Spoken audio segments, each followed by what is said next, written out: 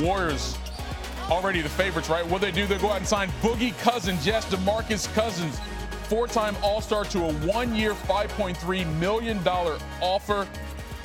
That's according to Adrian Wojnarowski. Now, Stephen A. Smith spoke to a source that said all the players and Steve Kerr signed off on the addition of Boogie with the feeling that it's a low-risk move because he's coming back from that torn Achilles, not expected to be back until around Christmas, maybe even the new year. And as I mentioned, clearly the Warriors have won 3 times the last 4 years, the overwhelming favorites to do it again, according to Westgate Las Vegas Superbook. But their odds moved to minus 110 after the LeBron James news going to LA, and then after Boogie, well, those odds are now minus 150, which means you have to risk $150 to win 100. So yeah, they're the favorites, and the rich got richer. However you want to play it, but it's not as if the Warriors are going to sit back on their laurels and just assume everyone else was going to have to catch them. They went out to stay as the best team in basketball, and that's what they did. Let's not forget, this team went to 7 games against the Rockets in the Western Conference Finals, and an injured Chris Paul in that Game 7. Some other things could have changed. Maybe the Warriors did not win that Western Conference Championship and move on to the finals where they won 3 of the last 4 years. So again, the Warriors add DeMarcus Cousins on a 1-year, $5.3 million contract. DeMarcus Cousins is a Golden State Warrior. Let's welcome in the undefeated Mark Spears, one of our fine NBA reporters. He's at the Sacramento Summer League. Mark, you just got off the phone with Boogie Cousins. What did he tell you? Why the Golden State Warriors on a 1-year deal?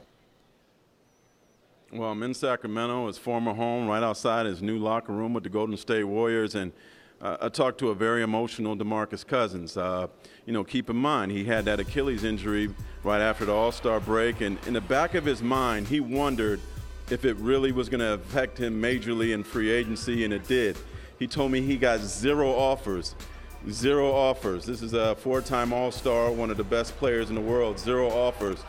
So he was certainly confused. He was certainly hurt. He said about 5 a.m. in the morning in Vegas, he got on his balcony, thought about everything, called his agent, Jared Nakana, woke him up, and started talking about different scenarios. And one of the scenarios was going to the Warriors. So early in the morning, he called Bob Myers, the Warriors general manager, talked to him. He said he was certainly shocked that DeMarcus called him and was interested in taking the mid-level exception. Then after that, DeMarcus said he spoke with Stephen Curry. He spoke with Kevin Durant. He spoke with Draymond Green. These are his former Olympic teammates, USA basketball teammates, knows them all really well. Their excitement about having him on the team, really lifted his spirits, really made him want to come. Stephen Curry's excitement surprised Cousins and even pushed him towards the Bay Area even more. So then after that, around a little bit past 8 p.m. Eastern time, DeMarcus Cousins called Golden State, said he was coming. He called it his chess move.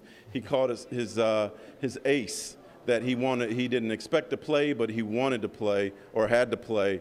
And he wouldn't go into what other teams perhaps were involved, but he's super excited to go to the Warriors under the circumstances. Talking about a guy who hasn't played in the playoffs yet. I talked to Kevin Durant, and he said that what sold Cousins to come in there was the winning culture and the togetherness of the team. And 3 of those 4 All-Stars convinced this other All-Star to come to the Bay Area. Yeah, people don't know if you haven't seen him on a winning team, and people get that kind of, they brand him that they can't do that, so he's kind of betting on himself. We did hear maybe the Celtics are also a team that was kind of in on it. That's shocking that he didn't get any kind of offer, someone that would bet on him to get better and get him at a 3-4 year contract. Can you explain why? He thought it was mostly because of the injury. A lot of teams didn't have money, and then keep in mind, he didn't want to go to a rebuilding situation like he just had left in Sacramento. He was really stunned that New Orleans, in his words, didn't want him, didn't make an offer for him. That you saw that they got Julius Randle today. So, what DeMarcus gets is a 1-year deal. And here's another thing. A lot of people expect him to be out to the All-Star break, to December.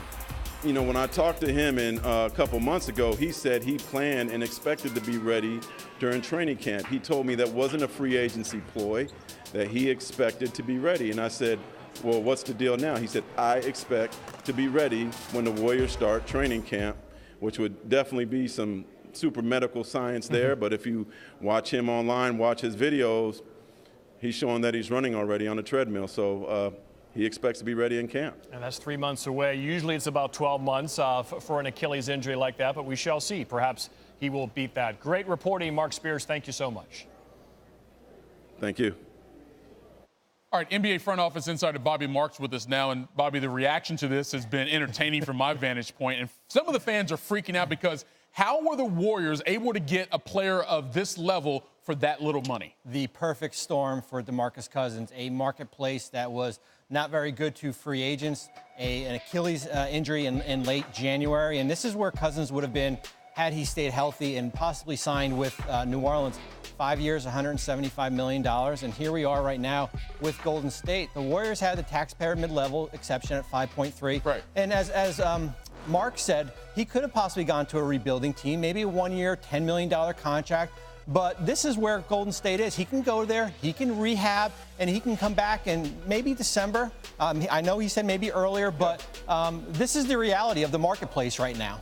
All right, so let's look at it from Golden State's standpoint, because we said earlier that Stephen A. Smith said that the team signed off on him because it's a low-risk move, and as you said, they don't expect him to be back that early compared to what DeMarcus told Mark Spears. So what this lineup is going to look like opening night compared to what we're going to see when he does officially come back? Well, this is what the lineup that I anticipate that will look like.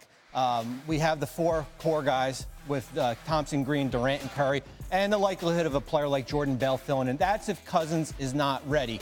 If Cousins is ready, we can slide him in here. But I'm expecting this would be like their trade deadline acquisition. Oh, okay. And you know what? You don't have to give up anything for him. Right. And when you slide him in there, that's your starting lineup in Golden State. Will that be your lineup that closes games? Probably not. I mean, you still have Andre Iguodala. We got that depth lineup there. It gives Steve Kerr a lot of different options to kind of mix and match. Yeah, but with DeMarcus Cousins in there with the starting five situation, all five of these guys were all-stars last year, and now they're going to be a starting lineup for a defending champion Golden State Warriors.